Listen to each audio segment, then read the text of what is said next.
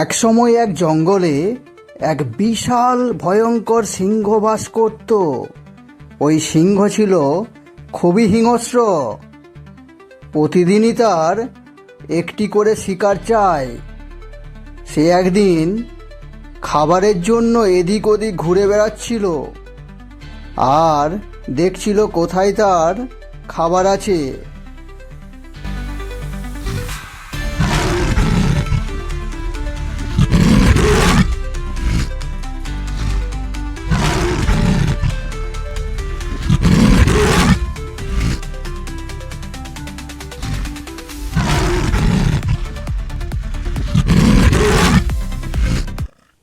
অনেকক্ষণ ধরে এদিক ওদিক করছি, কোথাও খাবার আর পাচ্ছি না।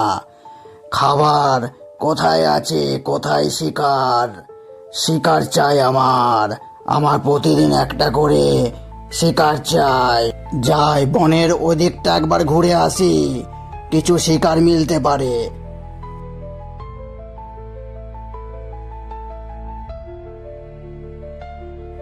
সিংহটি অনেকক্ষণ ধরে বনের এদিক ওদিক ঘুরে বেড়াচ্ছিল, কিন্তু কোথাও শিকার আর খুঁজে পেল না। সে খুব ক্লান্ত হয়ে গেল আর চারদিক শুধু চেয়ে চেয়ে দেখতে লাগলো কোথায় শিকার আছে, কিন্তু সে কোনো শিকারই দেখতে পেল না। সে কিছুক্ষণ পরে একটা শিকারের পায়ের শব্দ শুনতে পেয়ে ঝোপের আড়ালে গিয়ে লুকিয়ে পড়ল আর চেয়ে চেয়ে দেখতে লাগলো যে কখন ওই শিকারটিকে তার শিকারে পরিণত করবে।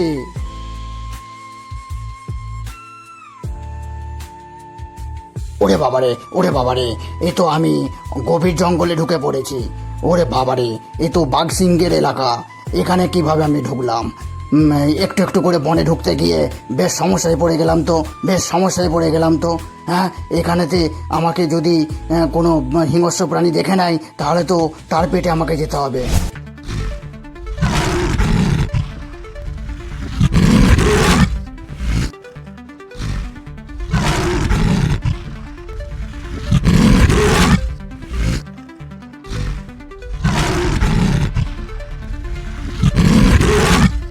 ওরে বাবারে, ওরে বাবারে, এ তো দেখছি সিংহ। ওরে বাবারে, আমার আজকে জীবন গেল। ওরে বাবারে, বাঁচাও বাঁচাও, কে কোথায় আছো? বাঁচাও। তোকে কেউ এখানে বাঁচাতে আসবে না। তুই সিংহের সামনে এসে গেছিস। এরপরে তোকে আমি মেরে আমার পরিবারকে তোর মাংস খাওয়াবো, না হলে আমার বউ আমাকে মারবে। চল, তোকে আমি শেষ করে ফেলি। ওরে বাবারে, ওরে বাবারে, গেলাম। আমাকে ছেড়ে দাও সিংহ, আমাকে ছেড়ে দাও। আমি চলে যাব। ওরে বাবারে, গেলাম। বাঁচাও, কে কোথায় আছো? বাঁচাও, আমাকে সিংহের হাত থেকে বাঁচাও। ওরে বাবারা! যাক, একটা মনের মতো শিকার পাওয়া গেল। আমি আমার বউকে নিয়ে গিয়ে এটা দেখালে আমার বউ খুব খুশি হবে।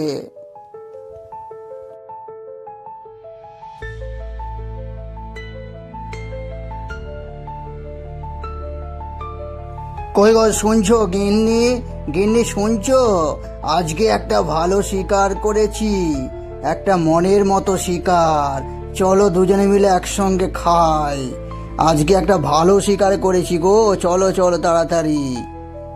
ও মরণ দশা, এত দেরি হলো তোমার একটা শিকার করতে? সেই থেকে আমার পেট চোঁচো করছে, খিদেতে আমি মরে যাচ্ছি, আর তুমি হাসছো। মরণ দশা তোমার। যাও, বেরো ঘর থেকে, বেরো। তোমাকে আমার বিয়ে করাটাই ভুল হয়েছে। বেরো বলছি, মরণ দশা, বেরো। আহা গিন্নি, রাগ করো না, আমার একটু আসতে দেরি হয়ে গেল। কি করি বলো তো?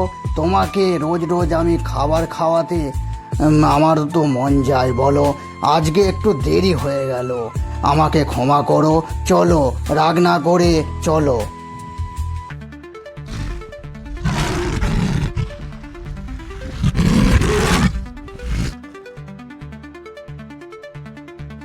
এ তো দেখছি মেঘ না চাইতেই জল। আজকে আমার সামনে শিকার নিজেই এসে গেছে। এই পুচকে শিয়াল, আয়, চলে আয়, আমার শিকার হিসাবে চলে আয় তুই। তোকে আমি এক্ষুনি মেরে ফেলি আর আমার গিন্নিকে নিয়ে গিয়ে খাওয়াই। যাচ্ছিস কোথায়, যাচ্ছিস কোথায়? তুই আমার হাত থেকে বাঁচতে পারলে তো।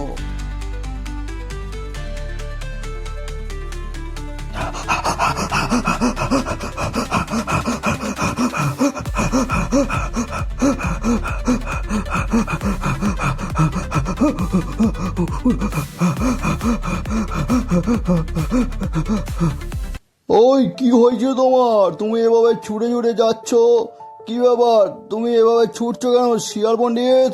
তোমার কি ব্যাপার? তুমি এরকম ছুটছিলে কেন? আমাকে আমাকে বাঁচাও, আমাকে বাঁচাও, বাঁদর মশাই আমাকে বাঁচাও। আমার আমার পিছনে সিংহ তাড়া করেছে, আমাকে বাঁচাও। ওই বদমাই সিংহটা, তাই না? ওই বদমাই সিংহটা, ও তো প্রতিদিনই দেখছি একটা একটা করে শিকার ধরে খেয়ে নিচ্ছে। এ বেশ জ্বালাই পড়েছি তো আমরা। এ আমাদের আমাদের বাঁচা দুর্দায় হয়ে যাচ্ছে। কিছু একটা তো করতে হবে। দাঁড়াও, তোমাকে আমি যেটা বলছি কানে কানে তুমি শোনো, ঠিক আছে? আর সেই মতো তুমি কাজ করো।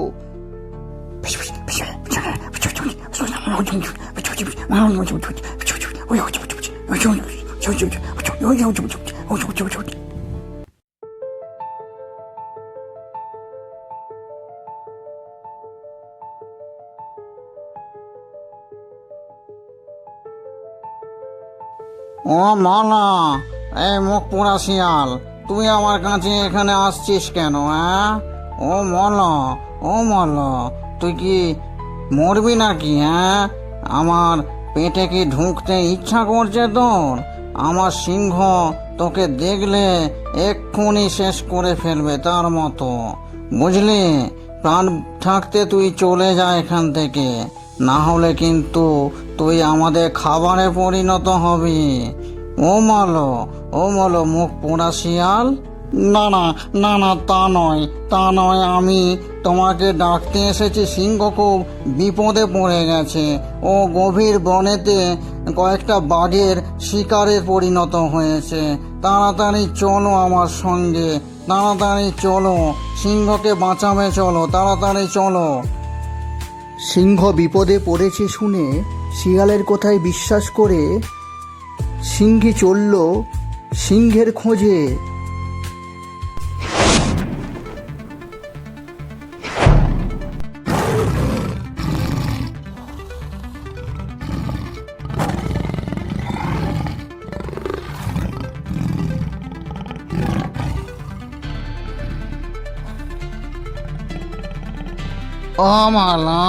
ও মালা মুখ পোড়া শিয়াল, তুই আমাকে এই গভীর বনেতে ঢুকিয়ে দিলি আর বাঘের সামনে। তোর চালাকি তাহলে আমি বুঝতে পেরেছি। ধূর্ত শিয়াল, তুই কিন্তু সিংহর পেটে যাবি, বুঝলি? সিংহ জানতে পারলে তোকে শেষ করে দেবে।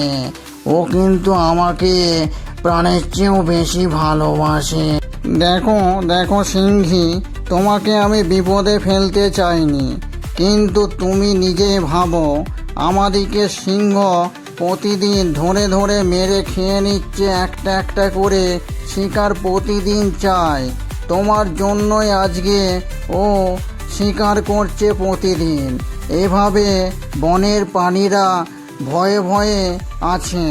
এটা কি ঠিক বলো সিংহী? তুমি একটা বিচার করো, ওই সিংহকে একটু বোঝাও, না হলে কিন্তু আমরা কি করে থাকি বলো তো এই বনেতে? ওকে একটু ভালো করে বুঝিয়ে এসো তো, যাতে শিকার না করে প্রতিদিন, আমরা যাতে একটু মন খুলে বেড়াতে পারি। সিংহের ভয়ে আমরা জড়ো।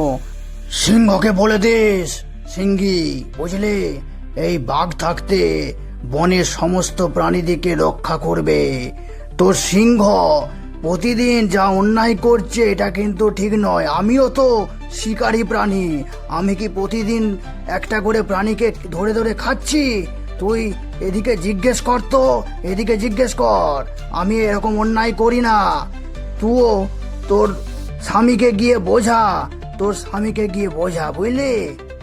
বাঘ ঠিকই বলেছে, বাঘ ঠিকই বলেছে, বুঝলে সিংহি, তোমার স্বামী প্রচুর অন্যায় করছে, ওকে একটু গিয়ে বোঝাও, না হলে কিন্তু আমরা ওই সিংহ আর তোমাকে কিন্তু স্বর্গে পাঠিয়ে দেবো, বুঝলে? সবাই এক হয়ে গেছি আমরা, বনের সবাই এক হয়ে গেছি। তোমাদের দুজনের বিপদ খুব সামনে, কিন্তু তুমি তোমার স্বামীকে গিয়ে বোঝাও, আর এভাবে প্রতিদিন শিকার ধরতে বারণ করো। আমরা সবাই একসঙ্গে আছি, বুঝলে? ঠিক আছে, ঠিক আছে, আমি আমার স্বামীকে গিয়ে বোঝাচ্ছি, আর আমি এভাবে ওকে শিকার ধরতে বারণ করছি, এক্ষুনি যাচ্ছি।